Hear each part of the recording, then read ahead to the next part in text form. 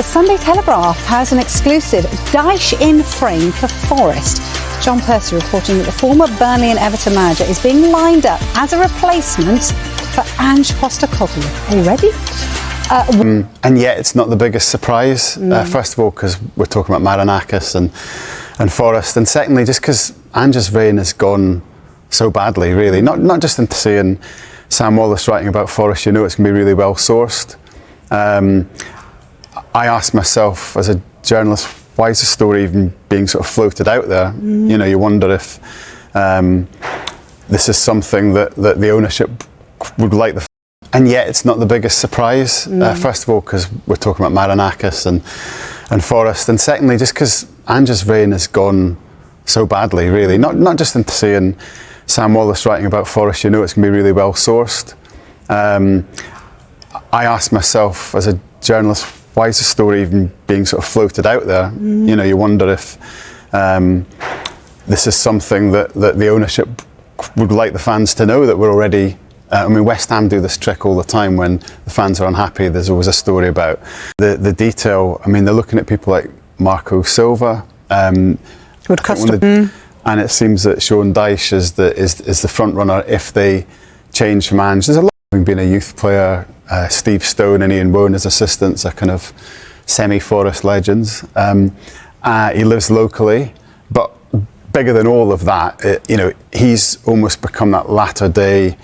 Knowing that he knows his way around the league, he's got a way of playing that's going to make you hard to beat if they want to make the change so quickly, and they're going from. I mean, we've witnessed Marinakis berate Nuno Espirito Santo, so he likes to do things publicly.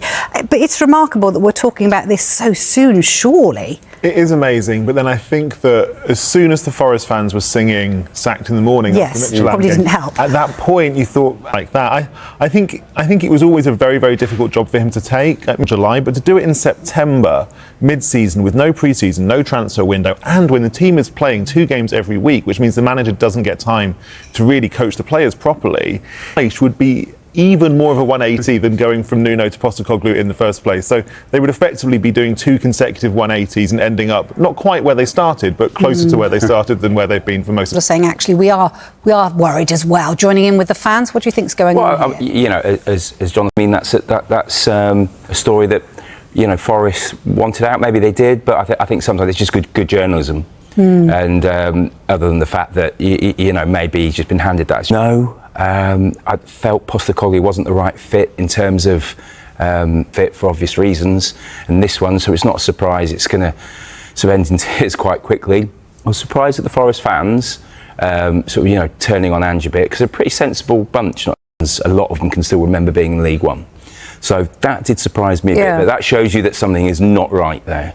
And Sean Dyche, if he does go in, will do a good job. Ange, you've covered him extensively, didn't you, with the Athletic at Spurs? What's gone wrong for Ange Postecoglou at Forest? I just think games. No, I really like him, and I think he's got a very, very distinctive, original style of play. But I think it's always to get them fit enough to do the running. He needs a pre-season. He needs players who've been brought in who can play his particular brand of football, I think. And I just think, and so I think that in the right circumstances, it can be amazingly entertaining. And we've seen that he's had lots of success, you know, not just winning the Europa League with Tottenham, but all of the success he had with Celtic. This was such a difficult job, and to take it in the middle of the season with no transfer window and no pre-season. The Forest fans that are picking up the Sunday Telegraph today, are they going to be happy the fact that Dyche is in the frame? I guess they might be. I mean, as Charlie said, that they are a realistic fan. Sign of them being, I don't know, flaky or having ideas above the station. I think it's because they were so wedded to Nuno, and they also had quite a bond with Steve Cooper. So I think they've consecutively had. That's probably caused a lack of faith in the ownership, or a disconnect with the ownership. So Ange could end up being a bit of, you know, we are sort of listening, because surely if you appoint Ange, you're buying, as Jack said, you're buying into a style of play and a management that surely that goes beyond 7 games. Yeah. You know, you take a long-term view when you're doing something like that. So to think of changing. If we're going to sack Ange and then bring in Sean Dyche, who obviously plays a very physical, compact, competitive, counter-attacking style of play, if we're going to play that football, question, Like, Jack. why have we spent so much money and wasted all this time when we had a bloke who was really, really good at that style of football here? Of course, obviously quite high because he's won the trophy, and you know, if you were going to pick, have an awful lot of patience. It's going to be Marinakis. So I just don't know why Postecoglou went in there. Really, he could have waited till next summer, and then, you know, as you said, go in, start fresh, get the players that you want in that fits your style. So you know, I'm amazed that he took a job that was probably wrong job, wrong time. I spoke to someone about Mourinho in this context recently, who said one of Jose's problems had been he just wanted to keep getting back in the ring. It's kind of, you know, you can see there's a fighter in there. So yeah, he wants to. I think he felt slighted at Spurs and wanted to get back in and prove he can do it and how good he is, and that may have led him to jumping into something that's not the right fit. Just finally, in terms of the week that we've not necessarily learned that actually changing managers all the time, this constant does kind of lend itself I still to... don't think Amram will be manager of Manchester United next season.